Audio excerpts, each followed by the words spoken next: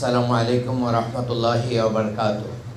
قال الله تعالى في كلامه المجيد والفرقان الحميد بسم الله الرحمن الرحيم وفي أموالهم حق للسائل والمحروم إلى آخر الآية.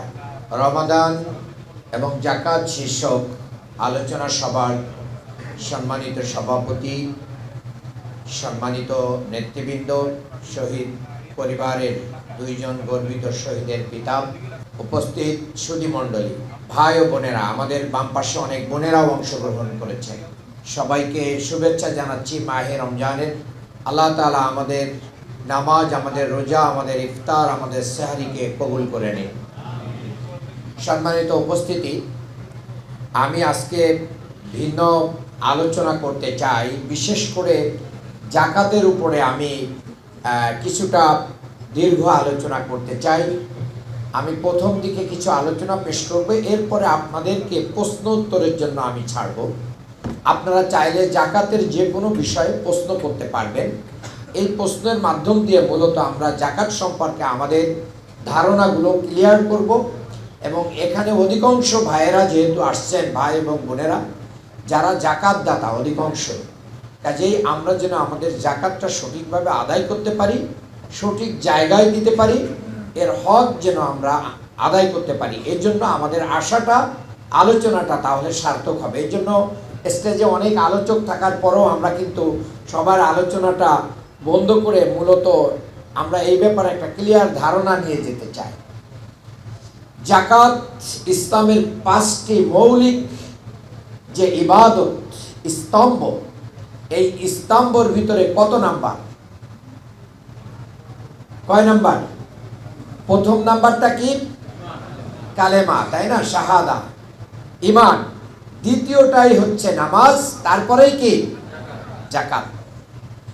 এই যাকাত কখন ফরজ হয়? কখন মুসলমানদের? মক্কায় ফরজ ছিল না মদিনায়? বলেন, যাকাত মক্কায় ফরজ হয়েছে না মদিনায়? যাকাত মদিনায় ফরজ হয়েছে। কোথায়? অর্থাৎ ইসলামী রাষ্ট্র প্রতিষ্ঠিত হওয়ার পরে, মদিনার সনদ হওয়ার পরে দ্বিতীয় হিজরিতে যাকাত ফরজ করা হয়েছে। তার মূল কারণ কি? যে রাষ্ট্র পরিচালনার জন্য অর্থনীতি পরিশুদ্ধ হওয়া, অর্থনীতি গতিশীল হওয়া জরুরি না? জরুরি না? জরুরি। ইসলামী রাষ্ট্রের শুধু নামাজ পড়লে হবে না, ঈমান আনলে হবে না, এখানে গতিশীল একটা অর্থনীতির প্রয়োজন। এখানে দারিদ্রতা দূর করা জরুরি। এখানে অভাবী, মিসকিন, অসহায় মানুষের প্রয়োজন পূরণ করা জরুরি। এখানে ঋণগ্রস্ত মানুষের পাশে দাঁড়ানো জরুরি। মুসাফিরের প্রয়োজন পূরণ করা জরুরি। এমনি ভাবে যত ধরনের খাত আছে সেগুলোকে সামনে রেখে আল্লাহ তাআলা ইসলামী রাষ্ট্রের অর্থনীতিকে গতিশীল করার জন্য, মানুষের প্রয়োজন পূরণ করার জন্য যাকাতটাকে ফরজ করে দিয়েছেন দ্বিতীয় হিজরিতে। আল্লাহ তাআলা, আমি সূরা আয-যারিয়াতের 19 নম্বর আয়াতের একটা অংশ তেলাওয়াত করেছি। সেই অংশের ভিতরে আল্লাহ তাআলা বলছেন, অফি আমওয়ালিহিম হাক্কুন লিস-সাইল ওয়াল মাহরুম। দেখেন, আল্লাহ তাআলা বলছেন যে তোমাদের সম্পদের ভিতরে, অফি আমওয়ালিহিম, তোমাদের সম্পদের ভিতরে হক রয়েছে। হক মানে কি? অধিকার, অংশ রয়েছে, অধিকার রয়েছে, রাইট রয়েছে। কাদের? সাইল ওয়াল মাহরুম, যারা চায়, অভাবের তাড়নায় যারা কি করে? হাত পাতে। আর মাহরুম, যারা বঞ্চিত, যাদের সবকিছু নাই। তাহলে যারা ভিক্ষুক অথবা ভিক্ষাও করে না কিন্তু তাদের প্রয়োজন, আর যারা বঞ্চিত, এই মানুষদের হক রয়েছে। পরবর্তীতে সূরা তওবার ভিতরে আল্লাহ তাআলা কাদেরকে যাকাত দেওয়া যাবে এই সম্পর্কে 8 শ্রেণীর মানুষের নাম উল্লেখ করে বলে দিয়েছেন যে এই 8 শ্রেণীর মানুষ যাকাত পাবে। তাহলে এই যারা চাবে, অর্থনীতি সংকটে থাকবে, তারা কারা? বঞ্চিত কারা? এই দুইটা শব্দের সমস্ত হকদার 8 শ্রেণীর মানুষের ভিতরেই বিভক্ত হয়ে গিয়েছে। এটা আমরা শেষে আলোচনা করব। এখন আমি আপনাদের আলোচনায় নিয়ে যেতে চাই যে যাকাত শব্দের অর্থ কি। যাকাত শব্দের 2টি অর্থ। কয়টা অর্থ? দুইটা অর্থ। একটা হচ্ছে পবিত্র, পরিশুদ্ধ। এক নাম্বার কি বললাম? পবিত্র এবং পরিশুদ্ধ। আর একটা অর্থ হচ্ছে বৃদ্ধি। এখন পবিত্র পরিশুদ্ধ কিভাবে? আমার কাছে 100 টাকা আছে, এই 100 টাকা থেকে এই কোরআনে বর্ণিত 8 শ্রেণীর মানুষের অংশ রয়েছে, যে অংশটুকু রয়েছে সেই অংশটুকু যদি আমি না দিই, তাহলে আমার 100 টাকা পবিত্র হলো না অপবিত্র হলো? পরিশুদ্ধ হলো না পরিশুদ্ধ হলো না? পরিশুদ্ধ হলো না। এখন আল্লাহ তাআলা কত দিয়েছেন, আমাকে কত দিতে হবে, এটার পরিমাণটা আল্লাহ তাআলা বলেছেন যে এর পরিমাণ হচ্ছে মাত্র 2.5%। কত? 100 টাকায় 2 টাকা 50 পয়সা। ঠিক আছে, আরো বিস্তারিত আমি সামনে বলবো। তাহলে এখন দেখেন, এইটা যদি আমার ভিতরে থেকে যায়, আমি যদি না দিই এই অধিকার যারা পাওনাদার তাদেরকে, তাহলে আমার পুরো 100 টাকাই কি হয়ে গেছে? অপবিত্র হয়ে গেছে। আর যদি দিয়ে দিই 97 টাকা 50 পয়সা হালাল হয়ে গেছে, হোয়াইট মানি হয়ে গেছে। হোয়াইট মানি ব্ল্যাক মানিটা আমরা ভালো বুঝি। তো জাকাত না দিলে 100 টাকাই ব্ল্যাক মানি হয়ে যাবে, আর জাকাত দিলে 97 টাকা 50 পয়সা হোয়াইট মানি মানে হালাল মানি হবে। আমরা এভাবেও ব্যাখ্যা করতে পারি। তাহলে পবিত্র পরিশুদ্ধ বুঝলাম। দ্বিতীয় অর্থ বৃদ্ধি। জাকাত দিলে তো 100 টাকা থেকে 2.5 টাকা কমে যায়, তাহলে এটার অর্থ বৃদ্ধি কিভাবে হয়? এটাকেও অনেকে জানেন হয়তো, আমি ওই জাতীয় অংশগুলো অন্যরকম আলোচনা করতে গেলে সময় লেগে যাবে, এই জন্য নিজেই বলতে চাই।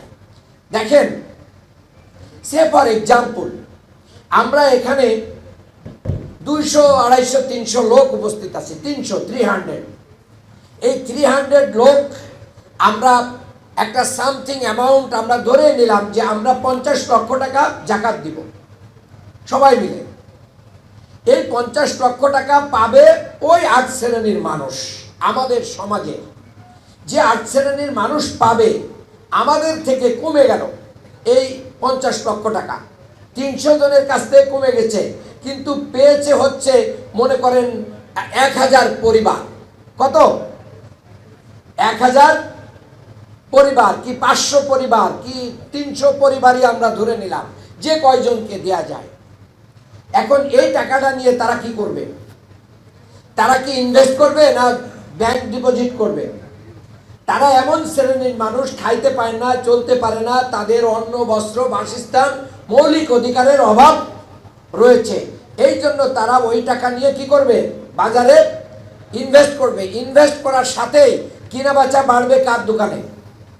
এই যে যারা জাকাত দিলেন, আপনাদের দোকানে সারা বাংলাদেশ না, সারা পৃথিবীর মানুষের ওই জাকাতের টাকা, এই অর্থনীতি কি হবে? সারা পৃথিবীর অর্থনীতি কি হবে? গতিশীল হবে না? হবে না। এবং বারবার টাকা যতবার এটা কি হবে? রিসাইকেলিং হবে, ততবার এটা আসার কারণে আপনার ব্যবসা প্রতিষ্ঠানের কেনা বেচা আলটিমেটলি বেড়ে যাবে। আর বছর শেষে আপনার গত বছরের চেয়ে এই বছরের, সামনের বছরের ইনকাম বা রানিং বছরের ইনকাম বাড়বে না কমবে? অনেক বেড়ে যাবে। এই কারণে আপনি 97 টাকা 50 পয়সা 100 টাকায় আপনার হওয়ার পরেও বছর শেষে দেখা যাচ্ছে 110 টাকা হয়ে গেছে। তার জাকাত এভাবেই সম্পদ কি করে? মালিক যিনি দেন তারটাও বৃদ্ধি করে। আমরা মনে করি যে যে পাচ্ছে তার বৃদ্ধি হচ্ছে, সে তো বৃদ্ধি হচ্ছে, সে তো পাচ্ছেই, কিন্তু যিনি জাকাত দেন তারটাও কি হচ্ছে? আপনি হিসাব করে দেখবেন, আমরা তো আসলে ঠিক মতো জাকাত দেই না। বাংলাদেশে যদি, দুইটা কথা শুনে রাখেন, সম্পদের সুষম বন্টন হতো, দুর্নীতি না হতো, তাহলে আমাদের এই জাকাতের টাকা বা এই অর্থনীতি সবচেয়ে বেশি গতিশীল থাকতো। কিন্তু আমাদের দেশের জাকাতের টাকাও দুর্নীতি করে। এই জন্য ইসলামিক ফাউন্ডেশনকে জাকাত আদায়ের জন্য বলা হলেও মানুষ বিশ্বাস করে ইসলামিক ফাউন্ডেশনকে জাকাত দেয় না, দুর্ভাগ্যজনক। তাহলে এটা আমরা বুঝলাম। এখন আমার প্রশ্ন হচ্ছে, জাকাত কার উপরে ফরজ? জাকাত ফরজ ওই ব্যক্তির উপরে যার কাছে যদি শুধু স্বর্ণ থাকে। এই কথাটা একটু ভালো করে শুনতে হবে। যদি শুধু স্বর্ণ থাকে তাহলে 7.5 ভরি হলে তার উপরে জাকাত ফরজ হবে। তার কাছে কোনো রূপাও থাকবে না, থাকবে না, তাহলে কত? 7.5 ভরি। আর আপনার স্বর্ণ নেই, শুধু রূপা আছে, টাকাও নেই, স্বর্ণও নেই, তাহলে 52.5 ভরি। আপনার স্বর্ণও নেই, রূপাও নেই, আপনার শুধু টাকা আছে, তাহলে 52.5 ভরি রূপার সমপরিমাণ যে দাম হয়, সেই পরিমাণ টাকা যদি আপনার কাছে থাকে, শর্ত হচ্ছে 1 বছর অতিক্রান্ত হইতে হবে। কত? এবং আপনার সংসারের যাবতীয় খরচ আয় ব্যয় করার পরে এই ব্যালেন্স পরিমাণ থাকতে হবে, যেটা 52.5 ভরি রূপার সমপরিমাণ, যেটা প্রায় এখন 2 লাখের কাছাকাছি, 2,30,000 সামথিং হতে পারে। হিসাব করে দেখেন রূপার বর্তমান মূল্য হিসাব করলে। ঋণ শোধ করতে হবে, ঋণগ্রস্ত হয়ে জাকাত দেওয়ার সুযোগ নেই। তাহলে আপনি ঋণও পরিশোধ করে দিয়েছেন, এরপরও আপনার নিসাব পরিমাণ টাকা আছে, আপনাকে জাকাত দিতে হবে। কত পার্সেন্ট? 2.5%। ঠিক আছে। আচ্ছা, ট্যাক্স কত পার্সেন্ট দিয়ে আমরা শুরু হয়? কত পার্সেন্ট দিয়ে? 10% দিয়ে শুরু, কিন্তু এটা 40% পর্যন্ত যায় বিভিন্ন স্টেজে। কিন্তু আল্লাহ তাআলা কিন্তু এই জাকাত, মানে যে কম টাকাও জাকাত দেয় আর যে কোটি কোটি টাকাও জাকাত দেয়, তার সবার পার্সেন্টেজ কি করে দিয়েছেন? সমান করে দিয়েছেন। এখানে কিন্তু বাড়তি করে দেন নাই যে ঠিক আছে তুমি কোটিপতি, তোমার জাকাত 10%, তা কিন্তু আল্লাহ করেন নাই। এরপরে আসেন যে এখানে আপনার স্বর্ণ আছে, রৌপ্য আছে, নগদ টাকা আছে, কিন্তু কোনোটাই নিসাব পরিমাণ। তাহলে 3টাকে একসাথে করে যোগ করবেন। যদি ব্যালেন্স দেখে যান আয় ব্যয় করার পরে যে এটা 52.5 ভরির রৌপ্যের সমপরিমাণ টাকা আপনার কাছে জমা আছে বছর শেষে, তাহলে আপনার উপরে জাকাত ফরজ। অনেকে মনে করে আমার 7.5 ভরিও নেই, 52.5ও নেই, 52.5 সমপরিমাণ টাকাও নেই, কিন্তু আপনার 2 ভরি সোনা আছে, 10 ভরি রূপা আছে, 50,000 টাকা আছে, গড়ে করে আপনার দেখা যাচ্ছে নিসাব হয়ে গেছে, 3টা মিলায়, তাহলে আপনার উপরে জাকাত ফরজ হবে। অনেকে মনে করে যে এতিমের পরে, মানে নাবালকের পরে জাকাত ফরজ হয় না, এই কারণে নিজের টাকা পয়সা নাবালক ছেলে মেয়ের নামে দিয়ে দেয়। এগুলো আল্লাহর সাথে একটা ধোঁকাবাজি।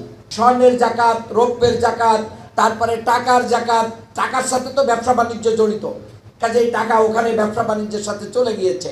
এরপরে ফসলের জাকাত, গরু, ছাগল, মহিষ, ভেড়া, মানে উট, এগুলোরও জাকাত রয়েছে। 4 পায়ে জন্তু যেগুলো, তাদের কি আছে? জাকাত আছে। ছাগলের ক্ষেত্রে 40টা থেকে স্টার্ট, গরু মহিষ 30টা থেকে স্টার্ট। ল্যান্ডের ব্যবসা যদি থাকে, প্লটের ব্যবসা যদি থাকে, তাহলে ওই ল্যান্ডের ক্রয় মূল্যর পরে কিন্তু বছরের হিসাব নিকাশ আপনার ক্যাপিটাল এবং এর লভ্যাংশের পরে ব্যালেন্স করে ওইটার উপরে কি হবে? জাকাত হবে। কিন্তু যদি চাষাবাদের জন্য হয়, বাড়ি করার জায়গা হয়, 5 ছেলের জন্য 5টা প্লট কিনেছেন, এই 5টাই ছেলে মেয়েদের জন্য কিনেছেন, কোনোটার উপরে জাকাত হবে না। কিন্তু ফসল উৎপাদন হলে সেখানে ওই হিসাবে জাকাত হবে। কথা খুব ক্লিয়ার? জাকাত দিতে হবে না কিসে? এরকম 10 তলা একটা বিল্ডিং এর আপনি মালিক, 10টা সন্তান নিয়ে 10টা ফ্লোরে থাকেন, আপনার এই বাড়ির কোনো জাকাত নেই। কিন্তু একটা ফ্লোরে ছেলে মেয়ে নিয়ে থাকেন, 9টা ফ্লোর ভাড়া দেন, বছরের হিসাব নিকাশ শেষে ব্যালেন্স যদি নিসাব পরিমাণ হয়, আপনার উপরে জাকাত আছে। আপনার একটা প্রাডো গাড়ি আছে, অথবা হেলিকপ্টার আছে, অথবা বিমান আছে, ব্যক্তিগত ব্যবহারের জন্য, প্রাইভেট আছে, এটার জাকাত হবে না। এটার কি হবে না? এটা ডেইলি ব্যবহারের আপনার জিনিসপত্র। আপনি হাল চাষ করেন, 10টা 20টা গরু আছে, 10 সেট লাঙ্গল আপনার কি লাগে? এই জন্য ওই 10টা দিয়ে যেহেতু আপনি হাল চাষ করেন, ওই 10টা 20টা গরুতে কি নেই? ট্র্যাক্টর আছে, ট্র্যাক্টরের দামের কি হবে না, কারণ ওটা দিয়ে আপনি কি করেন? আপনার জমি চাষাবাদ করেন, এটা হচ্ছে মানে আপনার যন্ত্র হিসেবে কি হবে না। আপনার কারখানা আছে, কারখানার বড় মেশিন আছে, কোটি কোটি টাকা দামের মেশিন, এই মেশিনের কি হবে না? জাকাত নেই। কিন্তু এখানের উৎপাদিত যে পণ্য আছে, এই পণ্যের বার্ষিক আয় ব্যয় আছে না, এরপরে একটা লভ্যাংশ আছে না, ওইটার উপরে কি হবে? জাকাত হবে। কিন্তু মহিলাদের ক্ষেত্রে যদি আপনার ব্যবহার্য স্বর্ণ হয়, সেই স্বর্ণের জাকাত দিতে হবে। হাদিসে এসেছে আল্লাহ রাসূল সাল্লাল্লাহু আলাইহি ওয়াসাল্লাম একজন ছোট্ট মেয়েকে দেখেছিলেন, সেখানে তার 2 হাতে 2টা চুড়ি দেখেছিলেন, বালা। দেখার পরে তার গার্জিয়ানকে জিজ্ঞেস করছেন এটার জাকাত দেওয়া হয়? বলছে না। তাহলে বলছে কিয়ামতের দিন এই 2টা কি হবে? মানে আপনার আগুনের বেড়ি হয়ে এটা জ্বলতে থাকবে, জাকাত দিতে হবে। র্যান্ডম ইউজের জন্য প্রতিদিন আপনি কোনো সময় খোলেন না, সংরক্ষণ করেন না, লকারে রাখেন না, আলমারিতে ঢুকায় রাখেন না, রেগুলার পরেন, নাক ফুল কান ফুল যেটা হয় যে কয় এটা এরকম হলে সেটার পরে জাকাত না দিলেও চলবে, কিন্তু আপনার এটা এক ধরনের মাল সংরক্ষণ, কাজেই এই স্বর্ণের রৌপ্যের কি হবে, জাকাত আপনাকে দিতে হবে, এই ক্ষেত্রে কোনো ছাড় নাই। এখন দেখেন কত ক্ষেত্রে থেকে আমাদের টাকা দিতে হয়, এত যেগুলো খাত থেকে আমরা যদি জাকাত দিই তাহলে কি পরিমাণ জাকাত আমাদের উঠবে বলেন। আপনি একটা দুইটা ভ্যান যদি কিনে দেন, দুইটা রিক্সা কিনে দেন, কত টাকা লাগে? আপনি একটা গাড়ি কিনে দিলেন, কত টাকা লাগে? দুইটা ছাগল কিনে দিলেন, কত টাকা লাগে? পার হেড 1 লক্ষ করে আমরা ধরতে পারি। আচ্ছা ধরলাম 1 লক্ষ পার হেড। এখন 1 লক্ষ টাকা পার হেড আমরা কি করলাম, 50টা পরিবারকে দিয়ে এই গ্রামের যারা সচেতন ব্যক্তি আমরা কেয়ারে রাখলাম যাতে টাকাটা নষ্ট করে না ফেলে। এই 50 জন ব্যক্তিকে আমরা জাকাতের টাকা দিয়ে তাদেরকে এস্টাবলিশ করার চেষ্টা করলাম। এখান থেকে 10 জন ফেল করলো, 40 জন মোটামুটি দাঁড়াই গেল, 10 জন ফেল করলো, তাহলে আমাদের হাতে থাকলো 110 জন, 150 জন থেকে। পরের বছর আমরা জাকাতের টাকা বাড়বে না কমবে? বাড়বে। তারপরের বছর আরো বাড়বে। এইভাবে আমরা যদি 5 বছর যদি আমরা 50 জনকে দিই তাহলে কতজনকে দেওয়া যাবে? তা কয় বছর লাগে ভাই জাকাত মানে দরিদ্র মুক্ত করতে? আমার তো মনে হচ্ছে না 5 থেকে 10 বছর আমাদের দেশের টোটাল দারিদ্রতা দূর করার জন্য লাগবে। এর জন্য প্রয়োজন কি? আল্লাহ রসুল সাল্লাল্লাহু আলাইহি ওয়াসাল্লাম জাকাত আদায়ের জন্য আলাদা মন্ত্রণালয় ছিল, সেখানে কার কার এই পানির বিল, বিদ্যুৎ বিল, গ্যাসের বিল আপনাদের বাড়িতে পৌঁছে যায় না? তো বছর শেষে ওই কর্মচারী থাকবে, মন্ত্রী থাকবে, মন্ত্রণালয় থাকবে, তাদের সমস্ত খরচ এই জাকাতের ফান্ড থেকে হবে। তারা বছর শেষে আপনাকে স্লিপ দিয়ে দিবে যে আপনার এবছরের ধান থেকে এত, টাকা থেকে এত, ব্যবসা থেকে এত, অমুক জায়গা থেকে এত টাকা জাকাত হয়েছে, আপনি স্লিপটা ধরাই দেবে। আপনার যদি কোয়ারি থাকে আপনি যে ওখানে কি কমায় নিয়ে আসবেন না বাড়াই নিয়ে আসবেন, এটার সুযোগ থাকবে। এই সিস্টেম যদি ডেভেলপ করা যায় আর আমরা যদি মসজিদ ভিত্তিক সমাজ কায়েম করতে পারি, বলেন বাংলাদেশ থেকে দারিদ্রতা দূর হবে না হবে না? এই কর্মসূচিটাই আমরা বাংলাদেশ জামাত ইসলামী নিতে চাই। 8 শ্রেণীর লোক জাকাত পাবে। 1 নম্বর ফকির, এটা তো আপনারা বোঝেন, মিসকিন এটাও বোঝেন।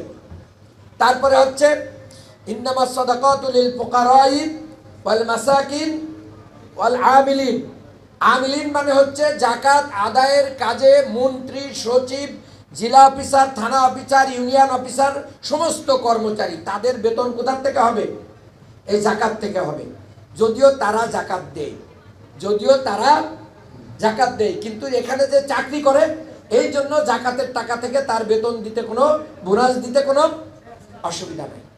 ঋণগ্রস্ত ব্যক্তি, আপনি কোটিপতি ছিলেন, 10টা জাহাজের মালিক ছিলেন, কিন্তু হঠাৎ সবগুলো জাহাজ ডিস্ট্রয় হয়ে গেছে, ব্যাংকে 100 কোটি টাকা ঋণ হয়ে গেছে, এখন কি করা হবে? আপনি জাকাত খেতে পারবেন? অবশ্যই পারবেন। রাষ্ট্র আপনাকে জাকাতের টাকা দিয়ে আপনাকে ব্যবসা দাঁড় করাবে, যেহেতু আপনার এক্সপিরিয়েন্স আছে। প্রয়োজনে আপনাকে একটা জাহাজ কিনে দিবে, দিয়ে বলবে যে তুমি কি করো, ব্যবসা করো।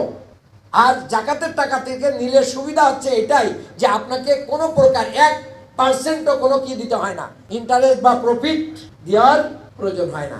আপনার যত এনজিও আছে পৃথিবীতে, সমস্ত এনজিও 2 ডিজিটের উপরে প্রফিট নেই, 2 ডিজিটের উপরে প্রফিট নেই। এবং আমাদের দেশে নোবেল বিজয়ী ইউনূস সাহেবরাও 30%, 33%, 40% পর্যন্ত কি নিয়েছেন, প্রফিট নিয়েছেন। আর জাকাত বলছে যে যাকে যেটা দেওয়া হবে ওখান থেকে একটা কয়েনও অতিরিক্ত নেওয়া হবে না। তাহলে এই সিস্টেমে দারিদ্র দূর হবে না এনজিও দিয়ে দারিদ্র দূর হবে? আপনারা লিখে রাখেন, কিয়ামত পর্যন্ত কোনো এনজিও সিস্টেম দিয়ে পৃথিবী থেকে দারিদ্রতা দূর হবে না, আরো দারিদ্রতা বাড়বে। কাজেই জাকাত সিস্টেমের মাধ্যম দিয়ে পভার্টি অ্যালিভিয়েশনটা হবে, যেটা আল্লাহ রসুল সাল্লাল্লাহু আলাইহি ওয়াসাল্লাম কয় বছর রাষ্ট্র পরিচালনা করেছিলেন? 10 বছর মাত্র। মদিনার জীবন কয় বছর? 10 বছর। এই 10 বছরের ভিতরে রাষ্ট্র পরিচালনা করতে যে আল্লাহ রসুল সাল্লাল্লাহু আলাইহি ওয়াসাল্লাম শেষের দিকে এসে কোনো মানুষ খুঁজে পান নাই যে জাকাতের টাকা গ্রহণ করবে। আল্লাহু আকবার বলবেন না? জাকাতের টাকা নেওয়ার জন্য সাহাবা একরাম ব্যাগ নিয়ে রাস্তায় ঘুরতেছেন 2 দিন 3 দিন ধরে। একজন আর একজনকে পেয়ে গেছে, যে বলতেছে আপনার কাপড় চোপড় ময়লা, চুল টুল এলোমেলো, আপনি সম্ভবত গরিব মানুষ, আমার একটু বাঁচান ভাই। কি হয়েছে? আমি 3 দিন ধরে জাকাতের টাকা নিয়ে ঘুরতেছি, আমার টাকাগুলো নেন। আপনি তো গরিব মানুষ ভাই, আমিও একই কাজ করতেছি। তাহলে জাকাতের টাকা তখন আফ্রিকায় চলে যাবে, অন্য গরিব দেশে চলে যাবে। তো এই সিস্টেম আর দুর্নীতি যখন বন্ধ হয়ে যাবে, চাঁদাবাজি বন্ধ হয়ে যাবে, সন্ত্রাস বন্ধ হয়ে যাবে, অন্যায় বন্ধ হয়ে যাবে, জুলুম বন্ধ হয়ে যাবে, তখন তো এমনি অর্থনীতি উঠে যাবে, ব্যবসায়ীরা সবচেয়ে ভালো ব্যবসা করতে পারবে। এরপরে হচ্ছে আপনার বিধর্মী যারা, তাদেরকে ইসলামের পথে আকর্ষণ করার জন্য আপনি কি করতে পারেন, সুযোগ সুবিধা দিতে পারেন জাকাতের টাকা থেকে। এখন একজন XYZ সে ইসলাম গ্রহণ করতে চায়, কিন্তু তার ইসলাম গ্রহণ করলে তার পরিবার থেকে সমস্ত প্রপার্টি কি করা হবে, থেকে তাকে বঞ্চিত করা হবে, ইনহেরিটেন্স থেকে। এখন জাকাতের টাকা থেকে আমরা তাকে, এই ব্যবস্থা ইসলামে রয়েছে। এরপরে হচ্ছে জাকাত দানের গোলাম আজাদ করা, একবারে বিক্রি করে দিছে, কৃতদাস। মনে করেন এটা পৃথিবীতে এই কৃতদাস সিস্টেম এখন নাই, কিন্তু এইটাও আছে যে বহু মানুষ বিক্রি করে দেওয়া হচ্ছে পৃথিবীতে, আছে না নাই? বাংলাদেশ থেকে এখন সন্ধান পাওয়া গেছে, মনে করেন পৃথিবীর একটা দেশে বাংলাদেশের 10 জনকে বিক্রি করে দিয়েছে একটা দালাল। এখন তাদেরকে যদি আনতে হয় তাহলে 10 কোটি টাকা প্রয়োজন, এই টাকাটা জাকাতের থেকে দেওয়া জায়েজ আছে। একজন নিরপরাধ মানুষকে মামলা দিয়ে জেল খাটানো হচ্ছে, তার মামলা পরিচালনারও ব্যবস্থা নেই, মুক্তিরও কোনো ব্যবস্থা নেই, জাকাতের ফান্ড থেকে তাকে মুক্ত করার ব্যবস্থা রয়েছে। ফিলিস্তিনি নিরপরাধ মানুষদেরকে ইসরায়েলের কারাগারে রেখে দেওয়া হয়েছে, তার পরিবারের ভরণ পোষণ থেকে শুরু করে তাকে মুক্ত করার জন্য যদি মুক্তিপণ ইসরায়েল চাই, তাহলে জাকাতের টাকা দিয়ে এটা মুক্ত করার ব্যবস্থা রয়েছে না নাই? আবার মুসলমানদের নিরাপত্তার জন্য যদি টাকার প্রয়োজন হয়, তাহলে সেই টাকা আমরা জাকাতের টাকা থেকেও খরচ করতে পারবো। মনে করেন সে ফর এক্সাম্পল, এখানে অনেক মিডিয়া আছেন, আমি বলবোই সত্য বলতে কোনো অসুবিধা নেই, যদি পারমাণবিক ক্ষমতাধর দেশের পাশে বসবাস করেন তাহলে আপনার উপরে অত্যাচার নির্যাতন হবে না? হবে। তো এখন যদি আপনি জাকাতের টাকা দিয়ে পারমাণবিক বোমাও বানাইতে পারেন, তাহলে পুরো মানুষের জীবন কি হয়ে যায়, নিরাপদ হয়ে যায়। তো সেটাও জায়েজ আছে। মুজাহিদরা যুদ্ধ করবে, যুদ্ধ অস্ত্র কেনার জন্য জাকাতের টাকা দেওয়া জায়েজ আছে ইসলামের পক্ষে। এরপরে হচ্ছে যে মুসাফির জাকাত খেতে পারবে কখন? যে আপনি বিদেশ চলে গেছেন, আপনার সমস্ত টাকা পয়সা হারাই গেছে বা চিন্তায় হয়ে গেছে, এখন আপনি তো টাকা পাঠানোরও ইনস্ট্যান্ট ব্যবস্থা নেই, কিংবা যোগাযোগ নেই, নাম্বার বিচ্ছিন্ন হয়ে গেছে, ওই দেশের জাকাতের ফান্ড থেকে আপনাকে হেল্প করতে পারবে, আপনি ওই সময় জাকাত খেতে পারবেন। তাহলে ইসলামের সিস্টেম কত লেভেলে আপনাকে কি করা হচ্ছে, সহযোগিতা করা হচ্ছে।